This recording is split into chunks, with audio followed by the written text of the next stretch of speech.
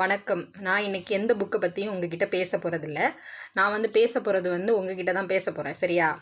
என்ன பேச போறேன் அப்படின்னா, எனக்கு இந்த YouTube பார்த்தீங்கன்னா, ரொம்ப ரொம்ப ஒரு மிக்க பயனுள்ளதா இருக்கு. எனக்கும் சரி, உங்களுக்கும் சரி.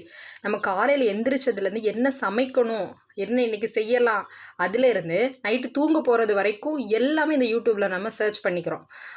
முக்கியமா பெண்களுக்கு இது அவங்களுடைய திறமைய வளர்த்துக் கொள்ற ஒரு வலைத்தளமா தான் இருக்கு. அது ரொம்ப சந்தோஷமா இருக்கு.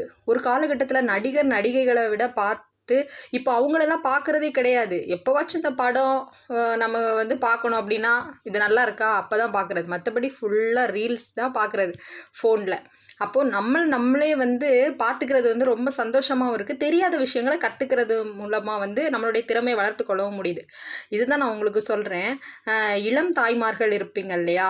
இப்போ ஒரு 5 வருஷத்துக்கு முன்னாடிலாம் நான் கூட அப்படிதான். அந்த பாப்பா பொறந்த அந்த டைம்ல ஒரு முகம் பார்க்கறதுக்கு கூட நமக்கு டைம் இருக்காது. ஃபுல்லா வேலை, இந்த குழந்தைய பார்த்துக்கிறது, ஒரு கொண்ட, அழுக்கு நைட்டி இதையோட தான் நம்ம அந்த வீட்லயே சுத்தி சுத்தி வந்துட்டுருப்போம்.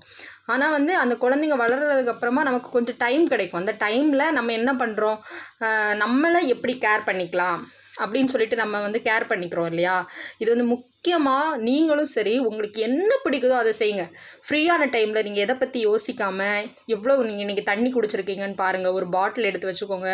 ஒரு நாளைக்கு 2 லிட்டர் தண்ணி குடிக்கிறீங்களா பாருங்க. நல்லத சாப்பிடுங்க. இவங்க பசங்க மீதி வச்சுட்டாங்கன்னு சொல்லிட்டு அத தயவு செய்து நீங்க சாப்பிடாதீங்க. வேஸ்ட்டா போயிடுமேன்னு சொல்லிட்டு சாப்பிடாதீங்க. கொஞ்சம் எக்ஸர்சைஸ் பண்ணுங்க. ஏதாச்சும் புக்கு படிங்க. அப்படி இல்லையா, உங்களுக்கு இன்னைக்கு என்ன தெரிஞ்சுக்கணும், ஒரு நோட் எடுத்து உங்களுக்கு என்ன நீங்க பண்ண போறீங்க, இனி என்ன பண்ணணும், நம்ம இப்ப எப்படி இருக்கிறோம், இனி எப்படியெல்லாம் இருக்கணும், இதெல்லாம் பத்தி நீங்க நோட்ஸ் எடுங்க. நோட்ஸ் எடுத்து வச்சுக்கோங்க.